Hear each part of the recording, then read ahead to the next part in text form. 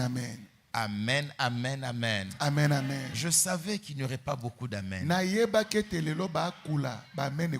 ce qui est vrai, quelques-uns parmi nous ici, sans exception, je le dis parce que je l'ai reçu de Dieu en prière.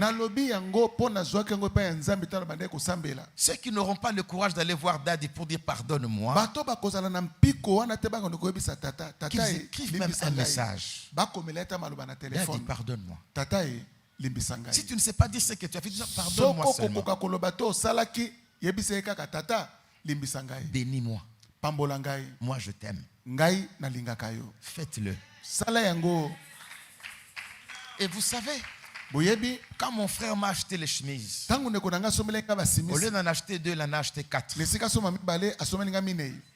Parce qu'il a vu aux affiches que le séminaire prendrait 4 jours. Et j'ai prêché ces 4 jours dans une onction extraordinaire. Et c'est à partir de ce moment-là que j'ai accédé à une autre dimension de l'onction. Ce n'était pas la prière, c'était la réparation. La considération de mon père. Jusqu'au jour où je me suis marié, je n'ai demandé, je n'ai posé problème à personne d'autre que à mon grand frère. S'il n'avait pas de solution, je priais pour que Dieu lui en donne. Et en cela, j'ai honoré son nom. Parce qu'en posant les problèmes aux autres, ça arrivera aux oreilles. Ah, mais ton petit est venu me demander autant. Et ça va le diminuer. Et c'est là que je suis entré dans une grande onction. Attention à la marque. Elle est très subtile, elle est cachée. Attention à l'orgueil. Soyez prudents. Amen, amen, amen. Amen, amen. Même Jésus est passé par là. Jésus. Ah oui. Mais comment s'est-il comporté? Jean chapitre 6. Jean chapitre 6. Verset 23 à 27. On peut lire à partir de verset 22. 22 à 27. La foule qui était restée de l'autre côté de la mer avait remarqué qu'il ne se trouvait là qu'une seule barque et que Jésus n'était pas monté dans cette barque avec ses disciples, mais qu'il était parti seul. Le lendemain, comme d'autres barques étaient arrivées de Tibériade, près du lieu où ils avaient mangé le pain, après que le Seigneur eut rendu grâce, les gens de la foule, ayant vu que ni Jésus ni ses disciples n'étaient là, montèrent eux-mêmes dans ces barques et allèrent à Capernaum à la recherche de Jésus. Et l'ayant trouvé au-delà de la mer, ils lui dirent: Rabbi, quand es-tu venu ici? Jésus leur répondit: en vérité, je vous le dis, vous me cherchez, non parce que vous avez vu des miracles, mais parce que vous avez mangé des pains et que vous avez été rassasiés. Vous me cherchez pour ce qui est temporaire. Vous avez mangé les pains, vous êtes rassasiés. Mais vous ne me cherchez pas pour la vie des miracles et pour les miracles. Verset 27. Travaillez non pour la nourriture qui périt, mais pour celle qui subsiste pour la vie éternelle, et que le Fils de l'homme vous donnera.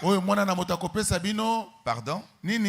Car c'est lui que le Père que Dieu a marqué de son sceau. Alléluia. Amen. Jésus dit à haute voix qu'il est marqué du sceau de son Père, du sceau de Dieu. Je sais pourquoi vous me cherchez. Moi, je vous connais. C'est le matériel qui vous intéresse. Alors que moi, je vous donne la vie éternelle. Mais de quoi s'agissait-il? Jésus venait de prier. La Bible ne dit pas qu'il a prié. Il venait de rendre grâce. Et un miracle s'est produit. Il avait tellement prêché lui aussi. Il a tellement prêché. Tout le monde avait faim. Comment nourrir la foule? On a amené quelques pains, les poissons, vous connaissez l'histoire. Quand il a rendu grâce, les pains et les poissons se sont multipliés. Ils ont tous mangé. Il y a eu des restes. Vous savez après qu'est-ce qui s'est passé? Tous sont venus. Oh, c'est lui le prophète. Nous voulons faire de lui le roi. Vous savez ce que Jésus a fait? Jésus a fui. Il est allé rendre la gloire à Dieu. Jean verset 6, et chapitre 6 toujours,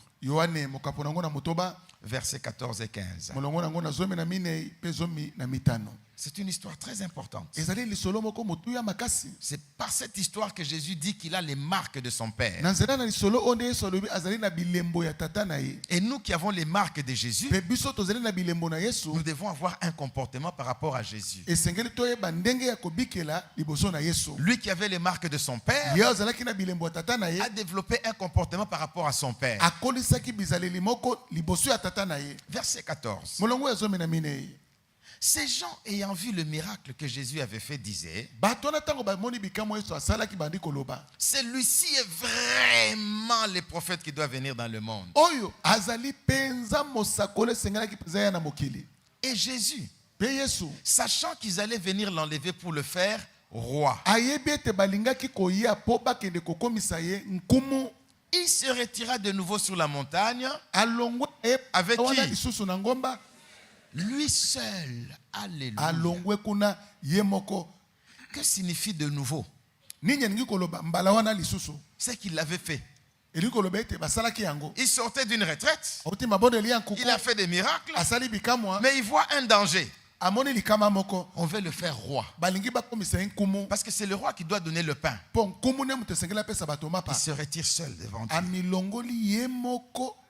Seigneur, quelle est la prochaine étape? Va loin d'ici, va loin. Éloigne-toi de ces gens qui veulent te faire roi. Car l'heure de devenir roi n'est pas encore arrivée. Éloigne-toi de ces gens-là.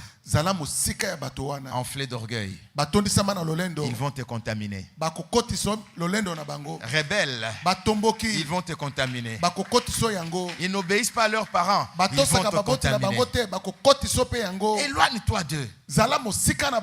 Il y a des gens. Après ces 21, après quelques jours, ils doivent encore aller en retraite seuls. Oui, ici nous sommes ensemble. Mais il y a des gens parmi nous, à cause de la gloire qui va s'attacher à eux, ils doivent encore aller en retraite. Seigneur, comment travailler avec cette gloire? Et comment conserver ce que tu m'as donné? Amen, amen, amen. Amen. Amen, amen. Amen. Cet enseignement est pour les serviteurs. C'est une partie qui n'était pas prévue dans mon message. Mais c'est Dieu qui m'a poussé à partager avec vous. Et je crois que je n'ai jamais prêché ça à la présence de Dieu. Seulement avec quelques serviteurs, quelques pasteurs que j'ai partagé cet enseignement.